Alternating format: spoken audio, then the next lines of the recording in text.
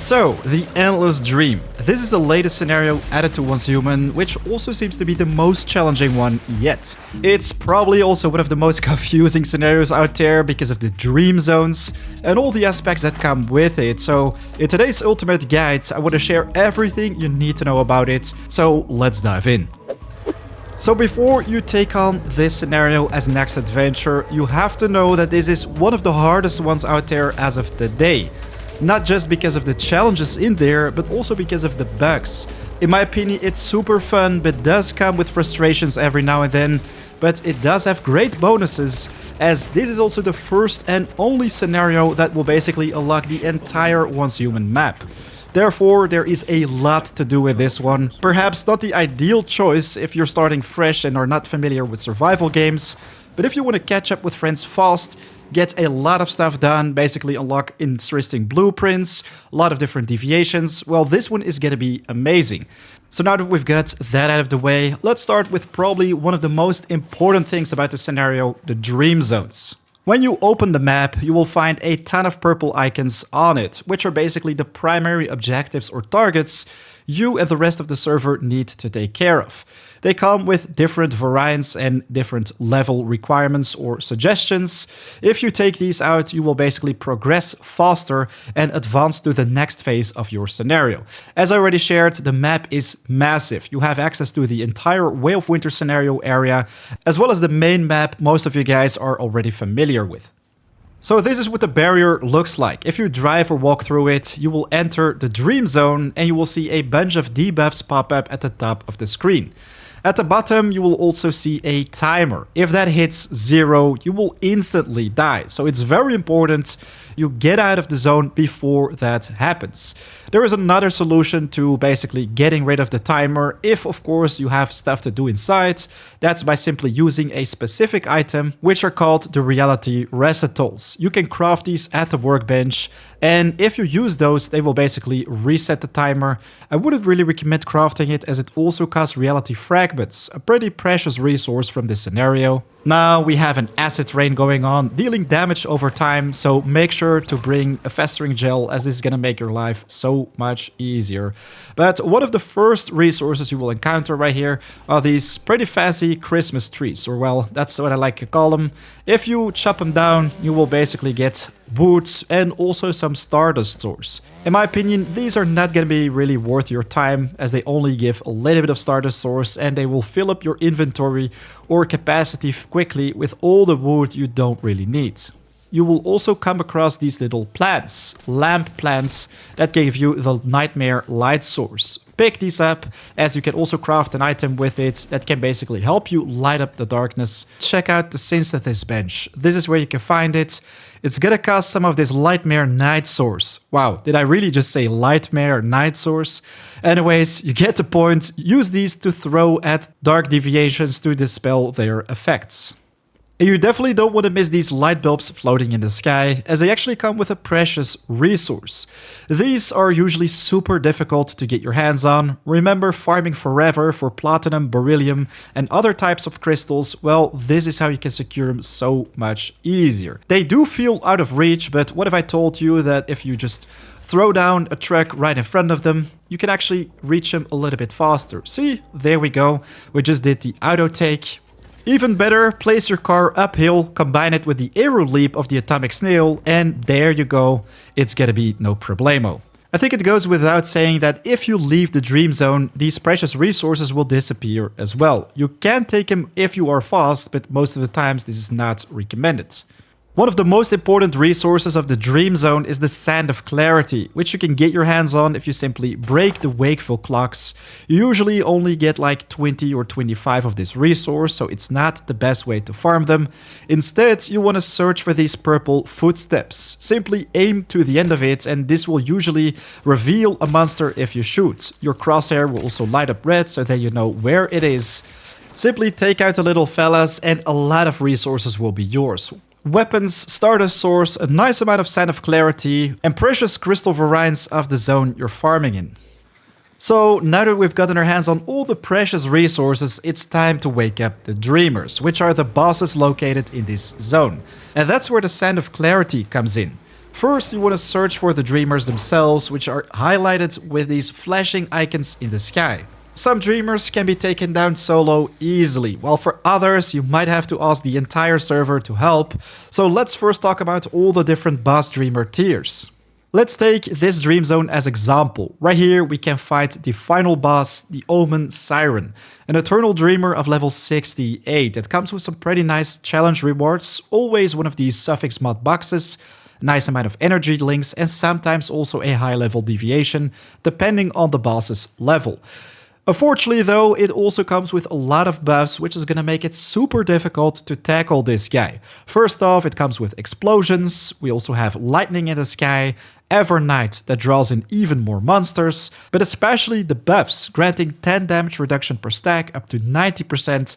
With 8 buffs, that's only 20% of our damage that's gonna count, while he will deal 20% more damage per stack, so that's 160% more damage. It also comes with extra bubble shields that will eliminate all the damage, and also generate bubble projectiles for attacks.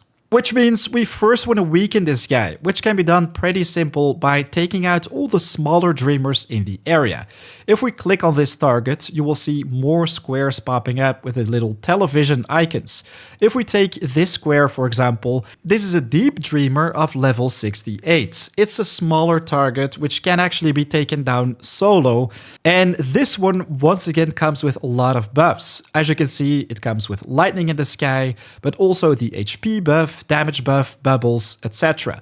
If we also click on this one, it will scan the light dreamers in the area. So these are actually the smallest dreamers and super easy to take out.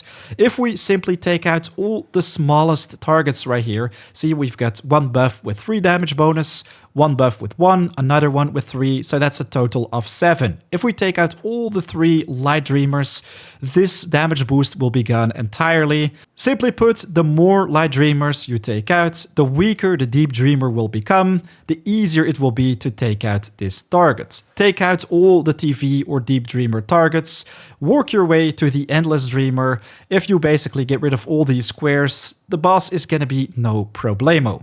But yes, an active server, a lot of collaboration allows you to end this scenario super fast as well. Only 4 days left already for the 4th phase, so we can very quickly claim Asterism, Star Crumb, and of course all the rewards that come from the Eternal Dreamers, especially the higher level ones. Unfortunately, some were already taken down, and you kind of want to save these for last. For example, this level 70 right here, we should have kept it for the next scenario.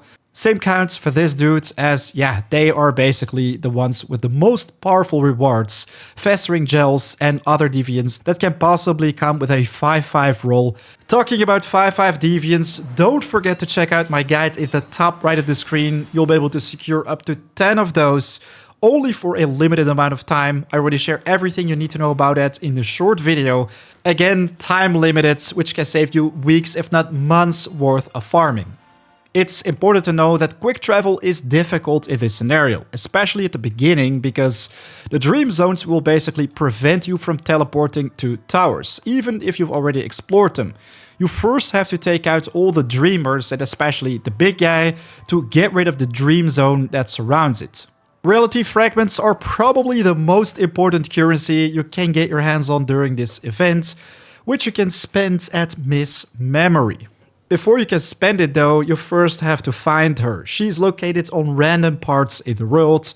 You can always kindly ask for it in chat or search for the text TV lady. This guy, Fix, thanks very much, was located in World 2 at this specific location. This is where you can buy Stardust for pretty cheap, but especially interesting, get your hands on memory fragment loot crates.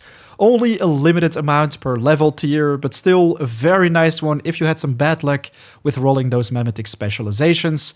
And especially the Dream Scale H37 and H37-2, which both give you a chance of finding a 5-5 deviation, mod crates for both weapons and armor, and crystal selection gift packs.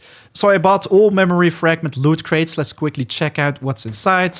Deluxe storage, that's actually pretty decent, a 64 slot, large refinery facility, silver chemist, let's go. That's actually a very nice one.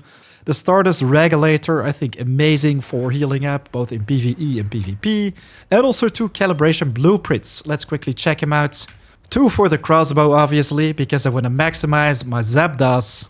But here they are. The first one, no way, look at that. Elemental damage with 7.6% on the first and 10% on the secondary roll. Portable style as well, so not the heavy, actually a God tier roll. While this one right here with double crit rate, man, this is actually super rare for only just a couple fragments. GG. Some final tips and tricks to make your life so much easier when it's about to go down, when you need to take out the eternal bosses. For every single one of them, I recommend you to take the high ground. Anakin did learn the hard way that you don't have to. Simply build yourself a plateau, platform, or climb on a mountain, as it's gonna give you a much clearer view on the battlefield, so it's gonna be easier to dodge lethal attacks and also know exactly where you need to shoot, because the darkness can make it tricky to find your targets. As of today, there are 4 unique or different bosses in the Dream Zones. The first one is the Secret Servitor, and man, I really don't like this one. It's probably the most challenging one as well, as it can simply pop up everywhere. It instantly dashes from one place to the next, it can deal truckloads of damage, and primarily the AoE and damage over time it deals is super brutal. Simply put, stay far and even further away from it. Then you shouldn't be in trouble. Let animals of Beastmasters do the tanking, and simply stay away from the tornadoes and circles you see popping up. Next up, we have the Ravenous Hunter. I can say pretty much the same for this boss. If you are far away on high ground, you're gonna be fine. Just like the original Monolith boss, it's gonna fire a lot of AoE rockets, which you constantly want to roll away from, or even easier, use the arrow leap dash from the Atomic Snail. That's gonna make your life so much easier. At number 3, we have Araxian, which is pretty easy, just like the normal boss.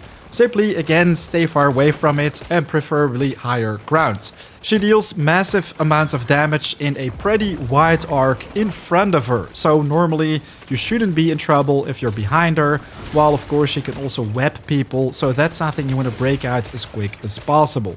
Then, last but not least, we have the Siren. This is one where you preferably want to hide behind walls if you can. It's not gonna prioritize buildings, so you can make your own, while in most situations you will get notifications what you should or shouldn't do. Like right now, there is a red light above you, you're not allowed to fire. This is where you simply want to listen to your screen and be nice, hide behind walls or stop firing. This is also the one and only boss where I can actually recommend you to be on the lower ground. It's super interesting that when he stomps on the ground, there's gonna be insane area of effect damage spreading across the map. If you're standing below that, like at least a person's head height. I don't think they're gonna fix this anytime soon, as it's been part of the game since like forever. But yeah, make life easy and just stand way below him. Fire like crazy and he will be gone before you know it. So there you have it, all the essentials you need to know about Endless Dream Scenario. Now you might be thinking if this is going to be worth your time. Is it going to be worth all the pain, all the hassle you're going to have to go through? Because indeed there are some bugs. I don't want to be too harsh as it's still early access, but there are some things that kind of frustrated me right here. Especially the fact that the bosses spawn on top of cliff sides, not the cliffs. Then you're going to have a very hard time to summon them in, and the fight afterwards is going to be even more painful. They frequently end up with, simply failing because you are not able to find a specific target.